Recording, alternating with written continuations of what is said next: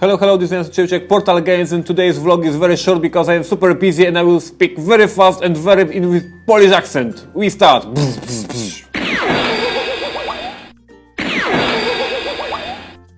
Guys, today I have lots of things to do in my office, so today our vlog will be very short, but I have to give you some updates. This is a Pixel Tactics from Pegasus Spiele German edition, and I want to show you because I want you to envy.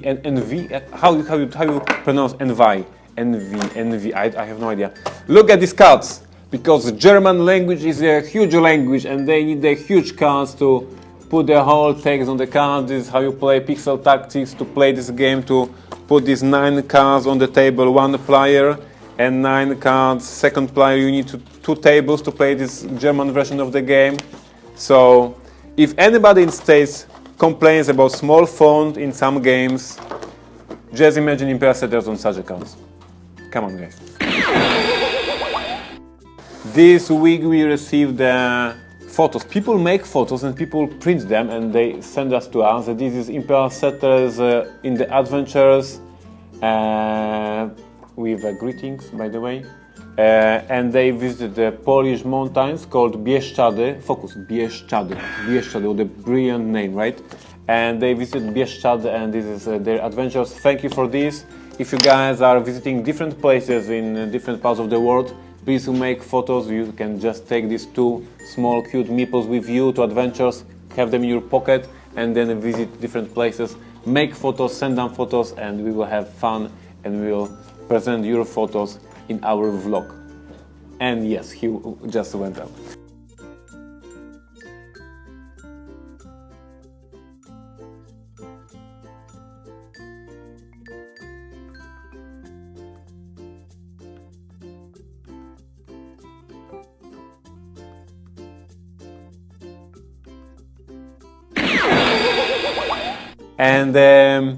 And this is Chinese. These are Chinese Imperial Settlers. Let's check the font. Is it a big font or small font? Come on, they. It looks so funny. Greetings to all fans of Imperial Settlers in China. It probably says production 1 meeple and 1 tomato. Apple. And look at this, and this is, I have no idea what this card is, but look at this one. Huh? And the funny thing is that our plan for PortalCon, that will be held in January, is to hold a tournament of Imperial Settlers, but for players to prove that they love the game and they know the game, we will use copies of cards from different editions of the game. So we'll use cards from German edition, from French edition, from Spanish edition, from Chinese edition, from we have a Dutch edition as well, right? And we will have Brazilian edition, and we will give the players all these cards and says, okay, prove you know the game. So it will be very fun at PortalCon 2016. This month in Dallas, Board Game Geek Con, I will be there with Portal Games booth, presenting all new releases from Portal Games, but we will also have a special guest, Grant Roddick, who is the designer of Cry Havoc, our new game that we will release in 2016. And we will be running demos. Grant will be running demos of this game for the whole 4 days. And I want you guys to take a look at the game, and maybe you will be interested in this. And if you will be interested, you can playtest the game during the convention. What this game is all about is like a real-time strategy game. You will be recruiting forces, you will be building buildings, and you will be invading different parts of the map to grab victory points. On different parts of the map, there will be different amount of victory points to be taken, and you have to take control over the board, over the particular part of the board. So if you have forces in particular part of the board, you will be able to put your markers, and if you have markers, you will be able to score. The game is driven with a card. Each player has a card for this faction, and each card, let me show you. Okay, we have like this. Okay, this one will be okay. On each card, you have 3 symbols. One symbol is this arrow. It shows you how many units you can move. The other one is a meeple. It shows you how many meeples you can recruit, and the other one shows you how many buildings you can build. And now in your round you have 3 actions, and you will be playing cards, choosing one of these icons. So for example, I can play 3 cards. I can play these 3 cards to move up to 5 forces. You can see that, yes, 5 hours up to 5 forces. Or I can recruit up to 5 new forces, or I can build buildings worth 2 keys. And as you can see, different buildings, let me show you this stuff here, different building has a different cost of these buildings, yes? So in your round you have a couple of cards, and you have to now do a hand management. You can, for example, want to move 3 units to different locations, and then you have, for example, wants to recruit 2 new units and then do something else. All about this here, hand management. And each player commands one faction. Each faction has unique buildings, so we will be building buildings with special skills. This building will be put on the board and give you special skills. And what is more, each faction have dedicated faction skills that you can learn. And if you learn a skill, all your units, for example, here we have a formation skill. All your units on the board immediately gets this new update, this new skill. So this is what you will be doing. You will be learning to training your forces, you will be recruiting these forces, you will be building buildings, and you will be fighting.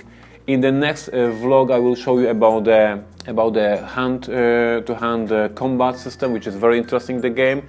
And in 2 weeks we see it in Dallas, and we just can play the game. So keep that in mind. Very interesting prototype, Portal 2016 release date, and we are presenting this game next convention, BGGCon.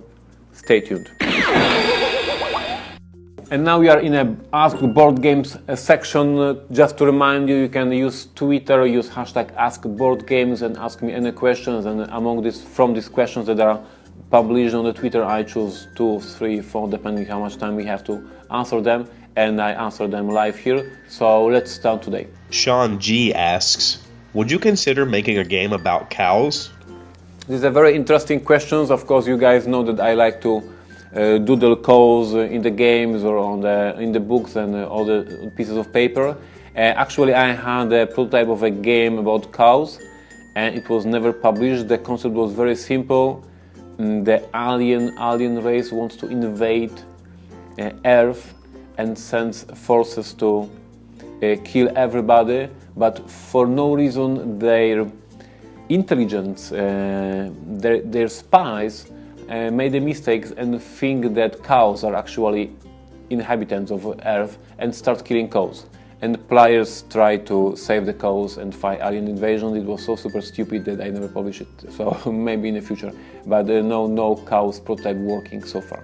Joseph Choi asks, have you ever scrapped a game because it's too expensive to produce? And this is a very good question, and actually almost every week or almost every other week we receive prototype that has too many components. Like you guys, you young designers, you young developers don't have this knowledge that prototype has to be changed later on in a real game, and you just put too many tokens, too many miniatures, too many cards, too many everything. You want to build a huge big game, and there's many cases that when I look at the prototype I actually don't even consider publishing it because I see it is so much crazy and it is impossible to publish it anyway. Of course, if you are an established designer like Eric Lang, Bruno Catalan, or other big names, and if Eric Lang has a prototype and he contacts Cool Mini or not, and they can publish everything because he's a famous designer and everybody knows that he will make a great game and this game will be selling well.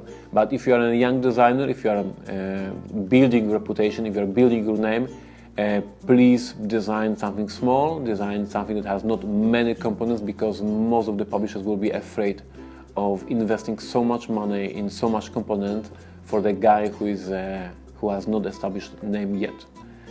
I started with the very small card games, I started with the very small party games, and then I moved to the next level, publishing Stronghold and then publishing in the 51st State, and now I can afford to publish any game I want, and Rattle Battle has like a crazy amount of components, but this is because I know that I have some reputation and people will buy the game, and we are not risking that much, but we will not risk such a prototype from the young designer.